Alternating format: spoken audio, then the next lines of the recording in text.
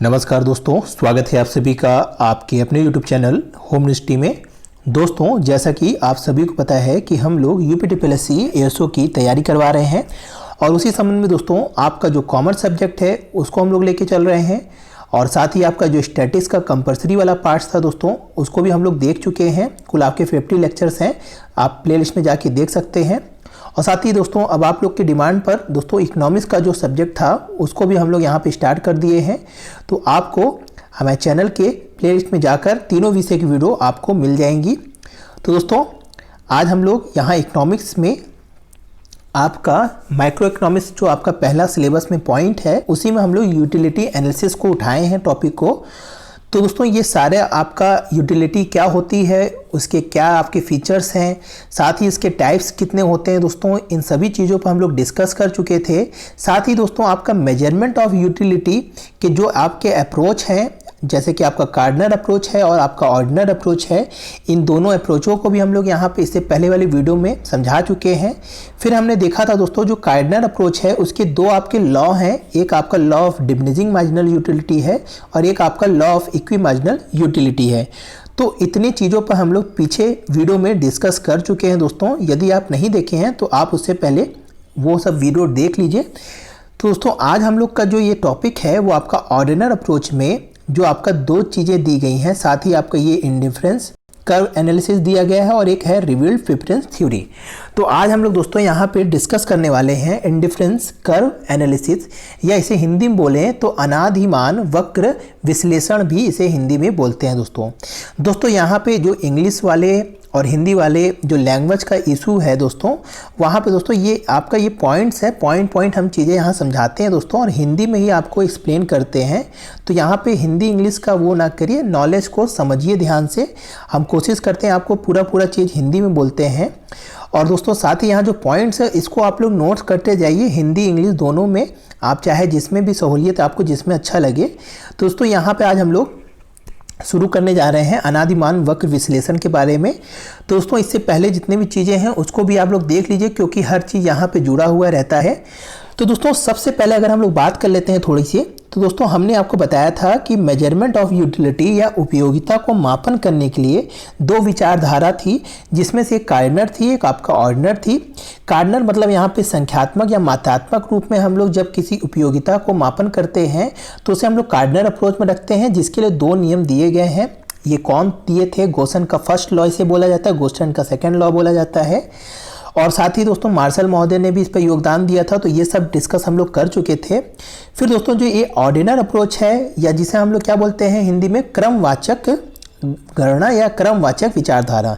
तो दोस्तों इस विचारधारा में हम लोग समझाए थे आपको कि जो उपयोगिता है इसको हम लोग क्रम में रख कर उपयोगिता का मापन करते हैं। मतलब दोस्तों हमने क्या बताया था कि कोई ए वस्तु है जो आपके लिए बहुत उपयोगी है, तो वो आपके लिए क्या होगी दोस्तों, ज़्यादा उपयोगी होगी। तो उसका हम लोग क्या ऑर्डर रखेंगे? फर्स्ट ऑर्डर रखेंगे।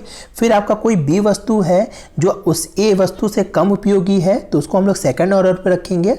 और इसी तरह दोस्तों कोई अन्य वस्तु होगी उसको हम लोग क्रमबद्ध रखते चले जाएंगे, जैसे कि आपका फर्स्ट, सेकेंड, थर्ड, ऐसे करके हम लोग अपने उपयोगिता के अनुसार वस्तुओं को हम लोग रख देते हैं या प्लेस कर देते हैं।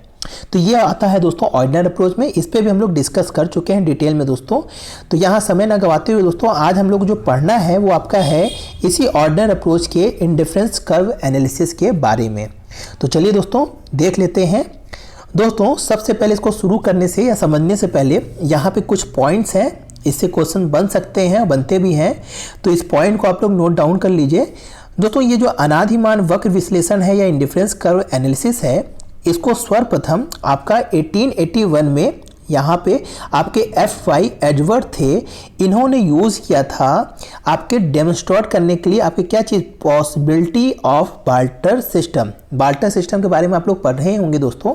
जो वस्तु विनिमय होता है उसमें आपका यहाँ पे जो आपका वस्तु विनिमय की जो पॉसिबिलिटी है कि कोई व्यक्ति किसी वस्तु को क्यों कितना देना चाहता है या किन वस्तुओं को पहले देना चाहेगा, तो इसी चीज़ में प्रदर्शन किया था सबसे पहले अनादिमान वक्र विश्लेषण के बारे में या आपका इंडिफरेंस कर्व एनालिसिस के बारे में। तो दोस्तों यहाँ पे आपको ज़्यादा इसमें डिटेल में नहीं जाना है कि क्या चीज़ इन्होंने एक्सप्लेन किया था, केवल इतना यहाँ पे पॉइंट नोट करिएगा कि सबसे पहले आपका 1881 में FY एडवर्ड ये नाम याद रखिएगा, इन्होंने डेमोन्स्ट्रेट किया था या प्रदर्शित किया था किस चीज़ में, आपका बार्टर सिस्टम में। तो ये आपका मेन चीज़ था, पहला पॉइंट था दोस्तों। दूसरे पॉइंट में दोस्तों यहाँ पे दिया है कि 1892 में आपके एमरिंग फिशर जो थे, उन्होंने इस इंडिफरेंस कर्व को कंज्यूमर इक्विलिब्रियम एनालिसिस करने के लिए किया। मतलब दोस्तों जो उपभोक्ता की आपकी संतुष्टि स्तर को है उसका विश्लेषण करने के लिए यहाँ पे दोस्तों, यहाँ पे आपका इंडिफरेंस कर्व का यहाँ पे प्रयोग किया गया था।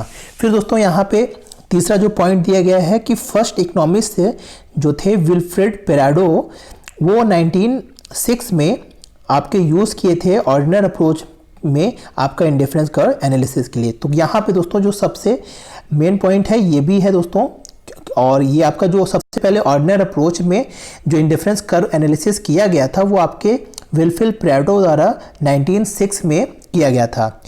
तो ये चीज़, ये 3 पॉइंट याद रखिएगा। साथ ही दोस्तों यहाँ पे एक पॉइंट और है कि 1934 में J.R. हिक्स थे, जिन्होंने स्टडी किया था दोस्तों कंज्यूमर बिहेवियर में आपका क्या चीज़, systematic application of IC analysis. मतलब इंडिफरेंस कर्व जो एनालिसिस है उसका सिस्टमैटिक वे से कंज्यूमर बिहेवियर पर जो स्टडी किया गया वो आपके J.R. हिक्स द्वारा ही किया गया। तो दोस्तों यहाँ से आपका जो मुख्य रूप से क्वेश्चंस बनेगा वो आपके पहले क्वेश्चंस ये बनता है कि सबसे पहले इंडिफरेंस कर्व को या इंडिफरेंस कर्व एनालिसिस को कौन प्रदर्शित किया था या सबसे पहले सामने लाया था। तो यहाँ पे आपको ये टिक लगाना रहेगा, इस नाम को याद रखिएगा, एजवर्थ महोदय थे जो सबसे पहले इस आपका इंडिफरेंस कर्व एनालिसिस को सामने लाए थे। फिर दोस्तों अगर कहा जाए कि यहाँ पे आपका कंज्यूमर बिहेवियर में यहाँ पे सिस्टमैटिक रूप में किसको यानी किसने इसे एनालिसिस किया था, तो आप J.R. हिक्स का नाम याद रखिएगा। तो ये 2 नाम जरूर याद रखिएगा दोस्तों, ये बहुत ही इंपॉर्टेंट है, इससे क्वेश्चन पूछे गए हैं इसलिए मैं यहाँ पे नोट डाउन करा दे रहा हूँ। फिर दोस्तों अगर हम लोग आगे इसकी बात कर लें कि वास्तव में अनादिमान वक्र विश्लेषण या इंडिफरेंस कर्व एनालिसिस है क्या, तो दोस्तों ये छोटे छोटे चीज़ों से मिलकर एक एनालिसिस है, या कह सकते हैं इस विश्लेषण में बहुत से छोटे छोटे खंड हैं, उनको समझना जरूरी होता है। यहाँ पे दोस्तों मुख्य रूप से यहाँ पे देखिए 5 चीज़ों को यहाँ पे समझना जरूरी है, तब आपको ये 5 चीज़ों को जब समझ में आ जाएगा तो आपको ये इंडिफरेंस कर्व का जो कॉन्सेप्ट है आपको वास्तव में समझ में आ जाएगा। तो सबसे पहले दोस्तों यहाँ पे जो दिया गया है वो है स्केल ऑफ रेफरेंस। ये क्या होता है दोस्तों, इसको हम लोग देखेंगे। फिर इंडिफरेंस शेड्यूल्स क्या होती है, इंडिफरेंस कर्व क्या होता है, फिर आपका इंडिफरेंस मैप और सेट क्या होता है, और साथ ही हम लोग यहाँ पे मार्जिनल रेट ऑफ सब्स्टिट्यूशन क्या होता है। इन 5 पॉइंट पर हम लोग यहाँ पे डिस्कस करेंगे। तो दोस्तों सबसे पहले आज हम लोग यहाँ पे जो पॉइंट देख रहे हैं, सबसे पहला पॉइंट है स्केल ऑफ रेफरेंस। तो दोस्तों ये क्या है स्केल ऑफ रेफरेंस, या कहें कि आपकी या किसी व्यक्ति की जो रुचि सारणी होती है उसी को हम लोग क्या बोलते हैं दोस्तों, रुचि सारणी ना कह के दोस्तों रुचि स्तर जो होता है उसी को हम लोग स्केल ऑफ रेफरेंस भी बोलते हैं दोस्तों। तो वास्तव में ये है क्या दोस्तों, इसको समझना जरूरी है कि ये एक कॉन्सेप्चुअल अरेंजमेंट है दोस्तों आपके किसी वस्तु को खरीदने के समय। मतलब दोस्तों क्या है कि यदि जैसे आप हैं तो आप किसी वस्तु को क्या देते हैं, प्रायोरिटी देते हैं कि हम किन किन वस्तुओं को खरीदना चाहेंगे। मतलब दोस्तों आप मार्केट में गए तो आप क्या करते हैं दोस्तों, अपने प्रेफरेंस का स्केल बनाते हैं। मतलब कैसे, मतलब जैसे कि आप सबसे पहले मार्केट में गए तो आपने सोचा कि आपको दूध लेनी है, फिर आपको चाय पत्ती लेना है और चीनी लेना है, यानी आपको 3 चीज़, ये आपका क्या है, ये प्रेफरेंस है, आपको 3 चीज़ लेना है। तो दोस्तों यहाँ पे क्या है कि ये जो कॉम्बिनेशन है आपका, मतलब दूध चीनी और चाय का जो कॉम्बिनेशन है वो ऐसे स्तर पे आके क्या हो दोस्तों, बराबर या कह सकते हैं ऐसे स्तर पे आके स्थिर हो जाए जहाँ पे दोस्तों सभी चीज़ों को प्राप्त करके आपकी संतुष्टि क्या हो जाए, पूर्ण हो जाए। तो इसी को हम लोग क्या बोलते हैं, स्केल ऑफ प्रेफरेंस बोलते हैं। मतलब सिंपल सा दोस्तों है कि अगर आपको चाय बनाना होगा तो इन 3 चीज़ों को आपकी आवश्यकता होगी। तो आपकी संतुष्टि तभी होगी जब आपको दूध भी मिल जाए, चीनी भी मिल जाए और चाय पत्ती भी मिल जाए। तो आपका जो लेवल ऑफ सिग्निफिकेंसी है वो क्या हो जाएगा दोस्तों, इक्वल रहेगा।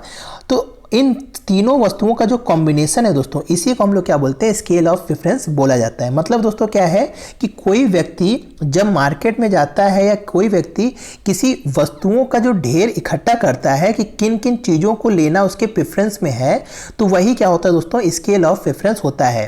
तो ये चीज़ आप लोग समझ लीजिए दोस्तों, सिंपल सा ही टॉपिक है कि यहाँ पे दोस्तों ए वस्तु है, बी वस्तु है, सी वस्तु है, ऐसा सबका अलग अलग होगा दोस्तों। यहाँ पे एक व्यक्ति का कोई कुछ और होगा और दूसरे व्यक्ति का कुछ और होगा। जैसे किसी को कॉफ़ी पीना होगा तो चाय की जगह उसका प्रेफरेंस क्या रहेगा, कॉफ़ी रहेगा। अगर किसी को चाय पीना है तो उसका कॉफ़ी की जगह टी आपकी प्रेफरेंस में रहेगा। तो यही चीज़ है दोस्तों कि जो व्यक्ति जिस चीज़ का प्रेफरेंस लेके चलता है दोस्तों, उसका जो इकट्ठा ढेर होता है दोस्तों, जिन वस्तुओं का या समूह होता है, उसी को हम लोग स्केल ऑफ प्रेफरेंस बोलते हैं। अब दोस्तों ये क्या होता है, ये एक सब्जेक्टिव नेचर होता है। मतलब क्या है दोस्तों कि ये वस्तुगत ना होकर दोस्तों क्या होता है दोस्तों, ये आपका विषयगत होता है। वस्तुगत मतलब क्या होता है दोस्तों कि ऑब्जेक्टिव नहीं होता है कि आपको इन तीनों में से कोई एक चीज़ चुनना है, ये भी चुनना है या ये चुनना है, किसी तीनों में से एक चीज़ नहीं चुनना है, बल्कि आपको क्या करना है, इन तीनों में से क्या करना है, विषयगत रूप से तीनों को आपको एक समूह को लेना होगा।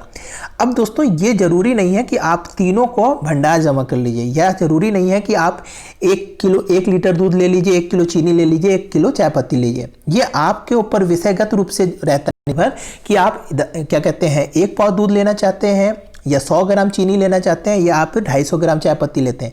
तो ये आपकी क्या है दोस्तों, आपकी ही सब्जेक्टिव या विषयगत रूप से आपकी जरूरी है। पर यहाँ पे दोस्तों तीनों चीज़ को आपको लेने का यहाँ पे है, ये नहीं है कि केवल आपको 1 लीटर दूध ही लेके चले आना है। तो इसीलिए कहा गया है दोस्तों it is a subjective nature. फिर दोस्तों क्या है कि it is independent of price of good. अब दोस्तों ये क्या कह रहा है कि ये आपका स्वतंत्र होता है, जो आपका प्रेफरेंस है वो आपके प्राइस से स्वतंत्र होता है। मतलब दोस्तों यहाँ पे प्राइस का कोई बाधा नहीं है।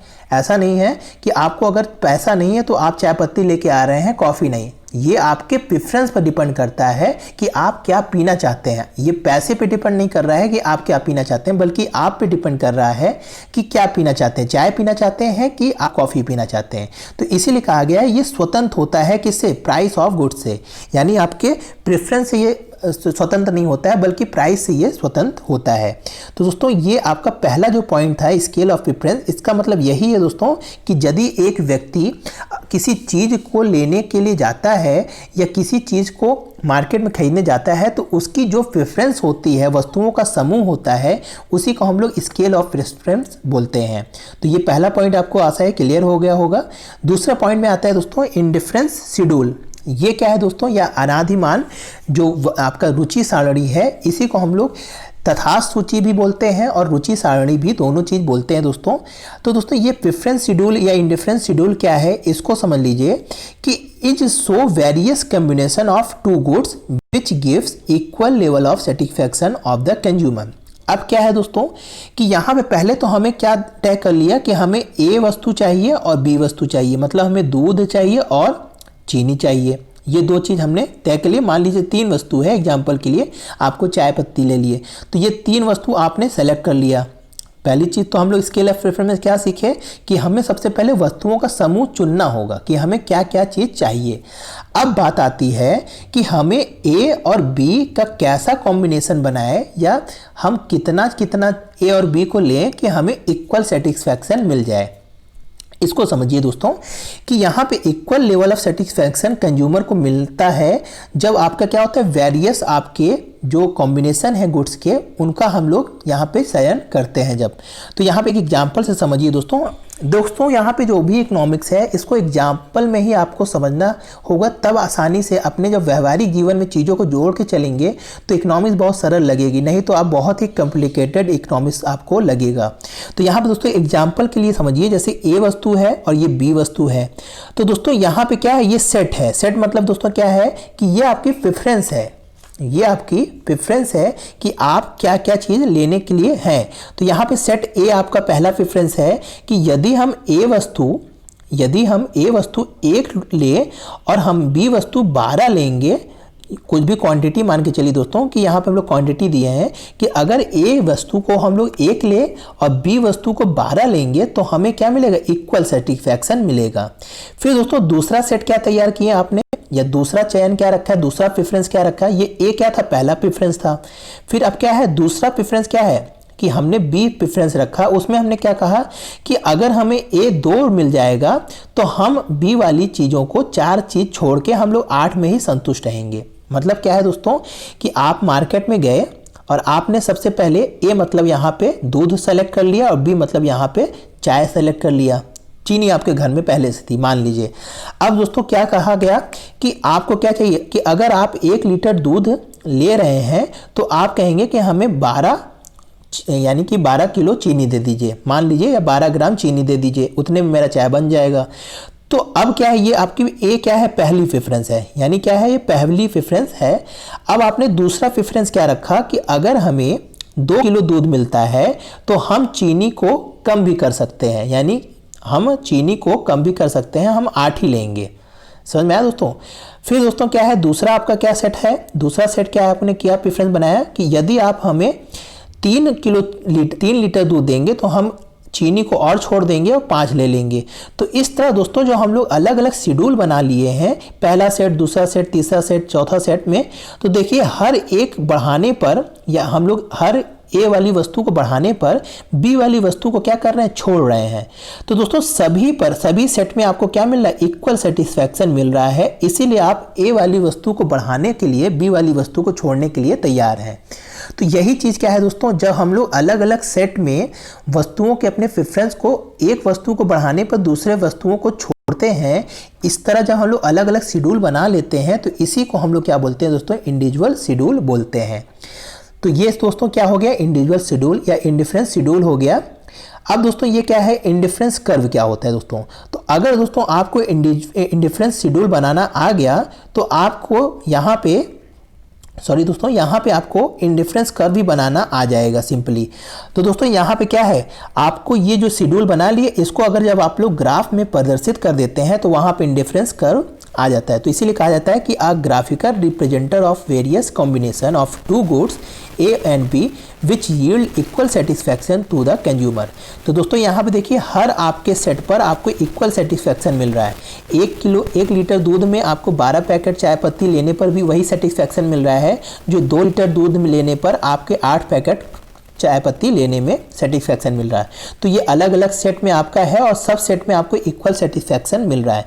तो जब हम लोग इसको दोस्तों यहाँ पे आपके ग्राफ में प्रदर्शित करेंगे तो यहाँ पे देखिए सबसे पहले ये दोस्तों यहाँ पे छपा नहीं है, इसको ध्यान से समझिएगा। ये क्या है दोस्तों, आपका ये ए है और ये बी है।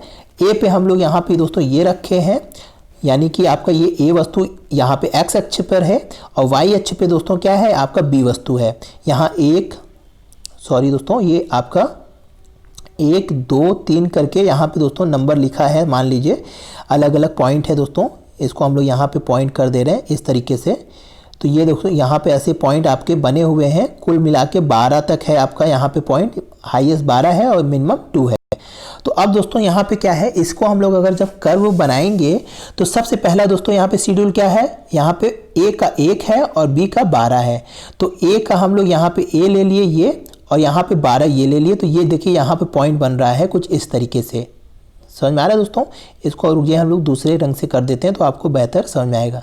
तो ये देखिए दोस्तों ये आपका पहला शेड्यूल का ग्राफ है।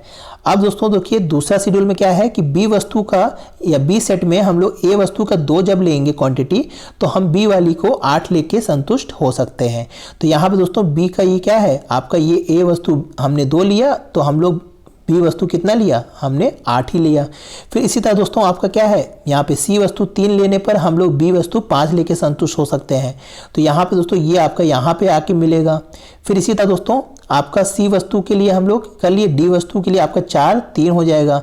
तो ऐसे करके दोस्तों जब हम लोग यहाँ पे सभी को मिला लेंगे दोस्तों तो ये आपका क्या बन जाएगा दोस्तों, ये पॉइंट मिल गया। और इस पॉइंटों को जब हम लोग यहाँ पे क्या किए दोस्तों, ये आपका जो कर्व बना है, जो नीले रंग की लाइन है दोस्तों, यही आपका इंडिफरेंस कर्व है। जब हम लोग अलग अलग प्रेफरेंस को, शेड्यूलों को अलग अलग यहाँ पे पैमाने पे रख दिए और जब वहाँ पे बिंदुओं को हम लोग टच करते हुए जो आ रहे हैं दोस्तों, यही आपका क्या है दोस्तों, इंडिफरेंस कर्व है। ये जो येलो लाइन है दोस्तों यही आपकी क्या है, इंडिफरेंस कर्व है। तो आशा है दोस्तों ये आपका इंडिफरेंस कर्व क्या है समझ में आ गया होगा। दोस्तों ये इंडिफरेंस शेड्यूल से ही क्या बनता है, इंडिफरेंस कर्व बनता है।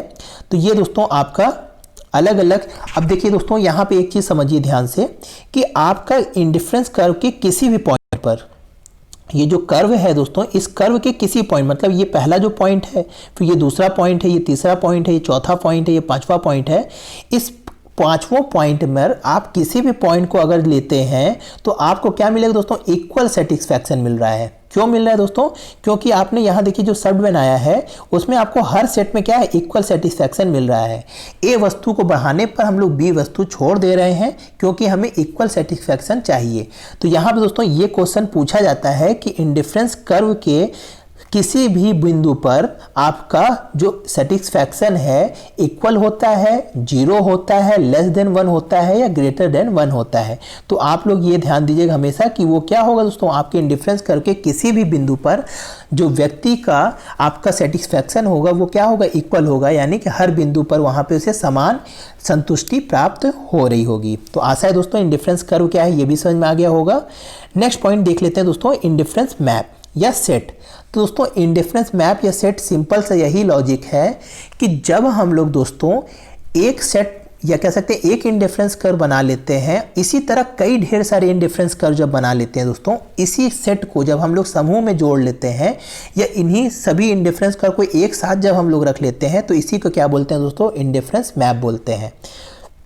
सिंपल सा समझिए दोस्तों कि A set of group of several indifference curve is called indifference map। मतलब दोस्तों यहाँ पे तो हम लोग एक चीज़ ऐसे बनाए हैं, इसी तरह जब हम लोग अलग अलग प्रेफरेंस बना लें यानी अलग अलग शेड्यूल बना लें, इसी तरह फिर अलग अलग हम लोग इंडिफरेंस कर्व भी बना लें, तो जब हम लोग इन सभी इंडिफरेंस कर्व को एक साथ ला दें तो वहाँ पे वो क्या हो जाता है दोस्तों, इंडिफरेंस मैप या इंडिफरेंस सेट कहलाता है। अब दोस्तों इसको भी एक एग्जांपल से समझ लीजिए कि ये देखिए एक ऑर्डर है या कह सकते हैं एक सेट है, ये आपका दूसरा सेट है और ये आपका तीसरा सेट है। तो इसमें क्या हो गया दोस्तों, अब देखिए यहाँ पे क्या है कि ए और ये बी दो वस्तु थी, उसमें से ए वस्तु एक लेने पर आपने 12 बी लिया, और जब आपने कहा जैसे कि हमने अभी बताया कि अगर आपको ए वस्तु ज़्यादा लेनी हो तो आप बी वस्तु छोड़ने के लिए तैयार हैं 4 ठो, तो ये आपका 2 होने पर यह क्या हो गया, 8 हो गया। अभी हम दोस्तों बताएंगे कि क्यों ये -4 हो रहा है और क्यों घट रहा है, इसको भी हम अभी समझा देते हैं। तो ये आपका क्या हो गया, फर्स्ट ऑर्डर हो गया। तो फर्स्ट ऑर्डर से आपका ये एक इंडिफरेंस कर्व बन गया जिसे हम लोग IC1 बोले या इंडिफरेंस कर्व प्रथम या फर्स्ट बोलते हैं। फिर दोस्तों इसी तरह आपका दूसरा सेट था, आपने दूसरे सेट में क्या किया कि एक वस्तु हमने ए की 1 लेने पर हम बी की 18 लेंगे। जैसे कोई दूसरा व्यक्ति है, बी व्यक्ति है, तो उसने क्या किया, 12 ना लेके 18 लेके संतुष्टि उसकी हो रही है। तो सबकी अलग अलग दोस्तों प्रेफरेंस होती है, संतुष्टि होती है। तो उसका 2 जब लेगा तो वो क्या करेगा, 13 या 5 वस्तु छोड़ने के लिए तैयार है। फिर दोस्तों इसी तरह कोई सी वस्तु था या कह सकते हैं आपने दूसरा एक प्रेफरेंस रखा है, तो उसमें आपने 1 के जगह पे 25 रखा और 2 के जगह पे आपने 19 यहाँ पे लेने के लिए तैयार हैं। तो इस तरीके से दोस्तों हमने क्या किया, 3 ऑर्डर आपने बना लिए, फर्स्ट ऑर्डर, सेकेंड ऑर्डर और थर्ड ऑर्डर। तो ये आपका दोस्तों इस तरह जब हम लोग अलग अलग ऑर्डर बना लेते हैं, इस अलग अलग शेड्यूल से हम लोग अलग अलग कर्व बना लेते हैं, और जब इन कर्वों को एक साथ ला देते हैं तो इसी को हम लोग इंडिफरेंस मैप या सेट बोलते हैं। तो ये भी आशा है समझ में आ गए होगा दोस्तों, क्लियर ही है। फिर दोस्तों लास्ट में ये पॉइंट समझ लीजिए, मार्जिनल रेट ऑफ सब्स्टिट्यूशन क्या होता है, इसको समझिए। इसको समझने के लिए दोस्तों पहले आपको यहाँ पे आना होगा, इसको समझना। देखिए यहाँ पे एक चीज़ हमने क्या दिया है दोस्तों, इसको यहाँ पे ही देख लीजिए, इसको इसीलिए यहीं पे रखे हैं दोस्तों। यहाँ पे हमने एक चीज़ तो अभी बताया कि कैसे हमने शेड्यूल बनाया। दोस्तों यहाँ पे देखिए एक वस्तु जब एक ए वस्तु लिया और बी 12 वस्तु लिया, तो इसमें ए बढ़ाने पर यानी 1 प्लस करने पर इसने कितना छोड़ रहा है, ये -4 यानी 4 इकाई छोड़ने पर इसे समान संतुष्टि मिल रही है। अब दोस्तों ये 4 छोड़ेगा क्यों, ये समझ लीजिए। होता क्या है दोस्तों, हमने आपको मार्जिनल जो डिमिनिशिंग जो आपका पढ़ाया था इससे पहले वाले में कि आपका जो आपका सीमांत ह्रासमान नियम है उसके अनुसार क्या होता है दोस्तों कि जब आप क्या करते हैं दोस्तों, किसी एक वस्तु को बढ़ाते जाते हैं तो उसकी सीमांत उपयोगिता क्या होती है, घटती जाती है, और किसी वस्तु को जब हम लोग क्या घटाते जाते हैं तो उसकी सीमांत उपयोगिता बढ़ने लगती है। तो इसीलिए दोस्तों यहाँ पे देखिए, यहाँ पे आपकी क्या है, सीमांत उपयोगिता घट रही है, इसलिए आपका यहाँ पे देखिए इक्वल है, बट यहाँ पे आपकी सीमांत उपयोगिता क्या हो रही, बढ़ती जा रही है। इस कारण देखिए 4 से 3 हो गया, 3 से 2 हो गया, क्योंकि दोस्तों जैसे जैसे इकाई कम होगी बी की, वैसे वैसे आपको इसकी उपयोगिता क्या होने लगेगी, ज़्यादा होने लगेगी, या इसकी सीमांत उपयोगिता आपको ज़्यादा मिलने लगेगी, इसलिए आप कम ही इकाई छोड़ने के लिए तैयार होंगे। तो यही चीज़ दोस्तों हम लोग यहाँ पे मार्जिनल रेट ऑफ सब्स्टिट्यूशन में समझते हैं एक इक्वेशन फॉर्म में कि is rate which consumer which willing the substitute one goods for another goods without changing the level of satisfaction. मतलब दोस्तों क्या है कि एक कंज्यूमर ए वस्तु को जितना लेने के लिए तैयार है उतना वो कितना बी वस्तु छोड़ने पर तैयार है। मतलब क्या है दोस्तों कि ए वस्तु की एक इकाई बढ़ाने पर बी वस्तु का कितनी इकाई छोड़ने के लिए तैयार है। जब इसका हम लोग दोस्तों यहाँ पे क्या करते हैं, ये आपका निकालते हैं, इसी को हम लोग क्या बोलते हैं, मार्जिनल रेट ऑफ सब्स्टिट्यूशन बोलते हैं। अब दोस्तों यहाँ पे क्या है कि डिक्रीज वैल्यू ऑफ वाई, मतलब दोस्तों डिक्रीज वैल्यू ऑफ वाई या डिक्रीज वैल्यू ऑफ बी वस्तु मान लीजिए। तो यहाँ पे डिक्रीज वैल्यू ऑफ वाई क्या हो जाएगा दोस्तों, यहाँ पे देखिए जैसे यहाँ पे हम लोग क्या किए थे -4, यानी देखिए यहाँ पे एक वस्तु बढ़ने पर आपने कितना घटाया, बी वस्तु -4। तो यही चीज़ दोस्तों यहाँ पे अगर आप लोग यहाँ पे निकाले हैं दोस्तों, तो यहाँ पे -4 घटा है क्या, वाई वस्तु यानी बी वस्तु, और एक्स वस्तु कितनी बढ़ी है, 1। तो इसका आंसर जो आएगा दोस्तों वो क्या आएगा, -4 ही आएगा। तो यही आपका क्या होता है दोस्तों, MRS XY -4, या कह सकते हैं मार्जिनल रेट ऑफ सब्स्टिट्यूशन आपका ये कहलाता है। दोस्तों ये निकालते क्यों हैं, इसको नॉर्मली समझ लीजिए। क्योंकि दोस्तों होता क्या है कि एक व्यक्ति किसी एक वस्तु को जितनी इकाई बढ़ाएगा उसके लिए बी वस्तु को कितनी इकाई छोड़ना चाहता है, उसको जब हम लोग इक्वेशन फॉर्म में निकालना चाहेंगे तो उसी को हम लोग इस इक्वेशन में इस तरीके से निकालते हैं। इसी इक्वेशन को हम लोग marginal rate of substitution equation भी बोलते हैं। तो दोस्तों इसको शॉर्ट फॉर्म में delta Y upon delta X बोलते हैं। यहाँ डेल्टा का मतलब दोस्तों चेंजिंग ऑफ वाई यूनिट है, और यहाँ पे डेल्टा एक्स माने क्या है, चेंजिंग ऑफ एक्स यूनिट है। तो इसको हम लोग यहाँ पे शॉर्ट फॉर्म में इस तरह भी लिखते हैं। तो क्वेश्चन दोस्तों आपका मार्जिनल रेट ऑफ सब्स्टिट्यूशन के इक्वेशन से भी पूछा जा सकता है। तो ये दोस्तों कुल मिला के 5 चीज़ें थी जो आपको समझनी थी इंडिफरेंस कर्व को समझने के लिए। आशा है पाँचों चीज़ें आपको क्लियर हो गई होंगी कि क्या है ये पाँचों चीज़ें।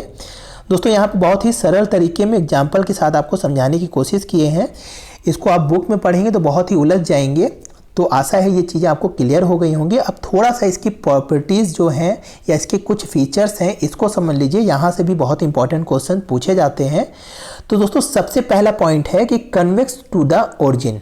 कन्वेक्स टू द ओरिजिन का मतलब क्या है, ओरिजिन का मतलब क्या है दोस्तों कि यहाँ पे देखिए हम लोग जो अभी आईसी कर्व देखे वो आपका देखिए सभी कर्व कैसा है, ऐसा है। मतलब क्या है दोस्तों, कन्वेक्स का मतलब होता है दोस्तों उन्नोत्तर। हिंदी में क्या बोलते हैं दोस्तों, उन्नोत्तर। मतलब दोस्तों क्या है कि ये आपका क्या होता है, आपका ओरिजिन से, यानी ओरिजिन मतलब क्या है दोस्तों, ये आपका ओरिजिन पॉइंट है, इस ओरिजिन पॉइंट के उन्नोत्तर होता है। उन्नोत्तर का मतलब होता है दोस्तों कि ये आपके कन्वेक्स होता है। यहाँ पे देखिए ये सारे पॉइंट क्या है, ओरिजिन के कन्वेक्स है, उन्नोत्तर है।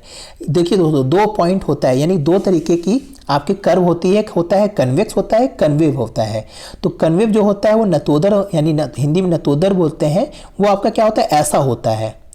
आप ऐसा भी चित्र देखे होंगे, जब सभी इकाई बढ़ती जाती है तो ऐसा चित्र बनता है। पर यहाँ पे क्या होता है दोस्तों, डिक्लाइन हो रहा है। एक वस्तु बढ़ रही है तो दूसरी वस्तु क्या हो रही, घट रही है। यानी एक वस्तु की इकाई बढ़ा रहे हैं तो दूसरी वस्तु की इकाई क्या कर रहे हैं, घटा रहे हैं। इसका कारण क्या होता है दोस्तों, कन्वेक्स टू द ओरिजिन क्यों होता है, बिकॉज MRS इज डिक्लाइन। यहाँ पे देखिए MRS डिक्लाइन क्या, -4 हो रहा है दोस्तों। इसीलिए दोस्तों क्या होता है, ये आपका ओरिजिन्स के कन्वेक्स होता है। तो ये पॉइंट अगर दोस्तों यहाँ पे पहला पॉइंट आशा है समझ में आ गया होगा। तो हमेशा याद रखिएगा कि इंडिफरेंस कर्व क्या होता है दोस्तों, ओरिजिन के कन्वेक्स होता है, ना कि आपका कन्वेव होता है। देखिए एक्स और वाई में अंतर होता है दोस्तों। इसको हम लोग हिंदी में नतोदर और उत्तोदर बोलते हैं दोस्तों। हिंदी थोड़ा कॉम्प्लिकेटेड है दोस्तों, इसीलिए इसको इंग्लिश में ही समझिए। कन्वेक्स मतलब यहाँ पे दोस्तों आपका उन्नोत्तर होता है और आपका कन्वेव माने होता है नतोदर। तो ये आशा है समझ में आ गया होगा पहला पॉइंट। दूसरा पॉइंट है दोस्तों निगेटिव स्लोप या डाउनवर्ड स्लोप। मतलब दोस्तों क्या होता है दोस्तों, यहाँ पे देखिए जैसे स्लोप में ही देखे थे हम लोग, अभी समझे थे कि यहाँ पे दोस्तों सभी क्या था, ये देखिए घटता हुआ जा रहा था। पहले यहाँ था, फिर यहाँ पे आया, फिर यहाँ पे आया, फिर यहाँ पे आया, फिर यहाँ पे आया। ये आपका क्या हो रहा है, घटते हुए जा रहा है। तो ये आपका सेकंड पॉइंट यही है कि ये आपका क्या होता है, निगेटिव स्लोप होता है या डाउनवर्ड स्लोप होता है। क्यों होता है दोस्तों, ये भी इसका आंसर भी क्या है कि ये आपका MRS क्या होता है, डिक्लाइन होता है। इसीलिए क्या होता है दोस्तों, ये निगेटिव स्लोप में होता है। फिर दोस्तों क्या है next point, there are no interaction point. दोस्तों क्या है कि अगर हम लोग आईसी कर्व का सेट बनाते हैं तो कोई भी इंट्रैक्शन पॉइंट नहीं होता है। मतलब क्या है दोस्तों, कोई भी आईसी कर्व, देखिए कोई भी आईसी कर्व क्या है दोस्तों, एक दूसरों को कहीं काट नहीं रही। मतलब दोस्तों ये ऐसे नहीं है, देखिए कहीं भी ऐसे नहीं आपको मिलेगा। यानी कि ढेर सारी आईसी एक दूसरों को कभी काटेगी नहीं, हमेशा क्या होगी दोस्तों, आपके दूरी दूर जाएगी। तो ये पॉइंट आपको आशा है समझ में आ गया होगा कि there are no interaction point, मतलब कोई भी आपका क्रॉस पॉइंट नहीं मिलता है, कहीं पे भी ये आपस में भेदती नहीं है। आईसी कर्व आपस में कहीं भी आप एक दूसरे को काटती नहीं है, सिंपल हिंदी भाषा में ये है। फिर दोस्तों नेक्स्ट पॉइंट क्या है कि indifference curve need not be parallel. दोस्तों क्या है कि ये कभी भी पैरेलल भी नहीं होती, मतलब पैरेलल मतलब समानांतर नहीं होती, मतलब दोस्तों क्या है कि ये ऐसे ऐसे नहीं जाएंगी, यानी एक दूसरे के समानांतर कभी नहीं जाती हैं। हमेशा दोस्तों ये आपके क्या होंगी, आपके इसी तरह होते हुए कन्वेक्स वे में जाएंगी। तो ये भी चीज़ आप लोग ध्यान दीजिएगा। फिर दोस्तों लास्ट चीज़ क्या है कि indifference curve all point satisfaction equal. तो हमने आपको पहले ही बताया था कि जो यहाँ पे पहला इंडिफरेंस कर्व होगा उसके हर बिंदु पर क्या मिलेगा, आपको समान संतुष्टि प्राप्त होगी। फिर जैसे दोस्तों ये सेकंड वाला जो है, इसकी जब आपकी संतुष्टि आपको अधिक करनी होगी तो आपको सेकंड वाले पे जाना होगा। ये भी पॉइंट अभी हम फीचर्स में यहाँ पे अजम्पशन में बता देंगे दोस्तों। कि एक चीज़ यहाँ पे पॉइंट याद रखिएगा दोस्तों कि जब यहाँ पे अलग अलग देखिए ये तीन आपके क्या है, यहाँ पे इंडिफरेंस कर्व है, तो दोस्तों जो नीचे वाला है इसमें आपको कम संतुष्टि मिलेगी किसी भी पॉइंट पे जब आप चुनेंगे। फिर आप जो सेकंड वाला इंडिफरेंस IC2 देख रहे हैं, इस पॉइंट पर आपको अधिक अगर संतुष्टि चाहिए, मतलब दोस्तों क्या है कि आप ज़्यादा संतुष्टि किसी चीज़ से पाना चाहते हैं तो आप सेकंड वाले IC कर्व पे जाएंगे, और अधिक संतुष्टि पाना चाहते हैं तो IC3 पे जाएंगे, और अधिक चाहिए तो IC4 पे जाएंगे, ऐसे आपका बढ़ेगा। तो एक क्वेश्चन ये भी बनता है कि ओरिजिन के सबसे नज़दीक वाला IC कर्व कम संतुष्टि प्रदान करता है अकॉर्डिंग टू ओरिजिन से दूर वाले IC कर्व के। तो ये चीज़ क्या है, सही है। जितना पास आपका IC कर्व ओरिजिन के निकट होगा और जो दूर वाला होगा उस दूर वाले से पहला वाला क्या होगा दोस्तों, कम संतुष्टि ग्राहक को प्रदान करती है। पर यहाँ पे एक पॉइंट क्या है कि दोस्तों हर पॉइंट पे आपको समान संतुष्टि प्रदान करती है। तो ये चीज़ आपको दोस्तों कंफ्यूज ना होइए, बहुत ही सिंपल ढंग से समझा रहे हैं। तो ये आपका यहाँ पे है कि indifference curve all point satisfaction equal, मतलब दोस्तों क्या है कि आपका इंडिफरेंस कर्व ये जो बना इसके हर बिंदु पर क्या है दोस्तों, आपको समान संतुष्टि मिलेगी। पर अगर आप दो IC कर्व बनाते हैं दोस्तों, तो अगर आपको अधिक संतुष्टि प्राप्त करनी है तो आप इस पॉइंट पर किसी भी इस IC कर्व के किसी भी पॉइंट पर जाएंगे तो आपको अधिक संतुष्टि मिलेगी और समान संतुष्टि मिलेगी। फिर अगर और इससे अधिक संतुष्टि आपको चाहिए तो इस पॉइंट पे जाएंगे, इस IC कर्व पे, और किसी भी पॉइंट पे जाएंगे तो आपको समान संतुष्टि प्राप्त होगी। तो आशा है दोस्तों कंफ्यूज नहीं हो रहे होंगे। अब दोस्तों यहाँ पे ये पॉइंट आपको समझ में आ गया होगा सारी चीज़ें। अब इसके कुछ अजम्पशन है दोस्तों, ये कब लागू होगा कब लागू नहीं होगा। तो सबसे पहले based on two goods model, मतलब दोस्तों यहाँ पे क्या है कि ये दो ही वस्तुओं पर क्या होता है दोस्तों, निर्भर करता है, या दो ही वस्तुओं पर ये बेस है मॉडल। फिर दोस्तों क्या है, consumer always prefer more quantity of good to lesser, मतलब दोस्तों क्या है कि जो कंज्यूमर होगा वो अधिक से अधिक क्वांटिटी लेने के लिए तत्पर होगा, इसीलिए दोस्तों वो ए वाली वस्तु को बढ़ाता जाएगा और बी वाली को घटाता जाएगा। जब ए वाली बढ़ाएगा दोस्तों तो उसको बी वाली छोड़ना ही पड़ेगा। इसीलिए दोस्तों यहाँ पे कहा गया है कि more quantity goods to lesser. तो ये चीज़ आपको समझ में आई। यहाँ पे ये दूसरा जंक्शन है। फिर क्या है, नो सैचुरेशन पॉइंट, मतलब दोस्तों कि जो उपभोक्ता है या कंज्यूमर है उसका कोई संतुष्टि का बिंदु नहीं है, मतलब सैचुरेशन मतलब अधिकतम उसका कोई भी बिंदु नहीं है। उसको और अधिक संतुष्टि चाहिए तो वो दूसरे IC कर्व पे चला जाएगा। जैसे दोस्तों हमने बताया ऐसे ऐसे करके आपके ये इसका कोई सैचुरेशन पॉइंट नहीं है, इसीलिए दोस्तों यहाँ पे क्या क्या है, नो सैचुरेशन पॉइंट। फिर क्या है, कंज्यूमर रेशनल होना चाहिए, मतलब विवेकशील होना चाहिए दोस्तों कि उसको कितनी इकाई लेने के लिए कितनी इकाई छोड़ना चाहिए। मतलब दोस्तों आपको दूध बढ़ाना है तो आपके पास दिमाग होना चाहिए कि कितना हम चाय पत्ती छोड़ेंगे या छोड़ने के लिए तैयार होंगे। तो ये चीज़ आप लोग ध्यान दीजिएगा। फिर क्या है, slope of price line in indifference curve is a constant, मतलब क्या है दोस्तों कि आपके जो स्लोप ऑफ प्राइस लाइन है वो इंडिफरेंस कर्व के सभी चीज़ कांस्टेंट में रहता है। मतलब वही चीज़ हमने जो बताया कि आपका जो वस्तुओं की प्राइस है वो हमेशा स्थिर रहेगी। ऐसा नहीं है दोस्तों कि आप ए वस्तु को जब ज़्यादा बढ़ाएं तो बी वस्तु आपकी सस्ती हो गई, ऐसा नहीं होगा दोस्तों। यानी कि ए वस्तु भी वही प्राइस की हमेशा बनी रहेगी और बी वस्तु भी बनी रहेगी।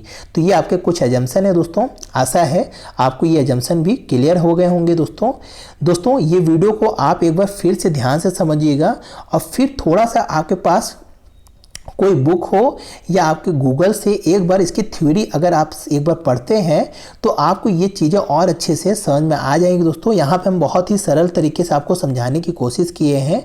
आशा है दोस्तों ये वीडियो आपको अच्छी लगी दोस्तों, और वीडियो अगर अच्छी लगी दोस्तों तो लाइक किया करिए दोस्तों, ज़रूर लाइक किया करिए जिससे हमारा मनोबल बढ़ा करे। तो दोस्तों आज के लिए इतना ही। वीडियो आप लोग शेयर करिए ज़्यादा से ज़्यादा अपने दोस्तों पर। जो भी आपके इकोनॉमिक्स के छात्र हों या बच्चे हों या आपके दोस्त लोग हों जो इकोनॉमिक्स पढ़ रहे हों, उनको शेयर करिए। जो एसओ की तैयारी कर रहे हैं उनको शेयर करिए दोस्तों। तो दोस्तों आज के लिए इतना ही। आशा है ये वीडियो पसंद आई है दोस्तों। तो आज के लिए इतना। जय हिंद, जय भारत। दोस्तों यदि आप हमारे चैनल होम मिनिस्ट्री को सपोर्ट करना चाहते हैं तो आप इस UPI ID लिंक पर जाकर अपनी इच्छा अनुसार राशि को प्रदान कर आप होम मिनिस्ट्री को सपोर्ट कर सकते हैं।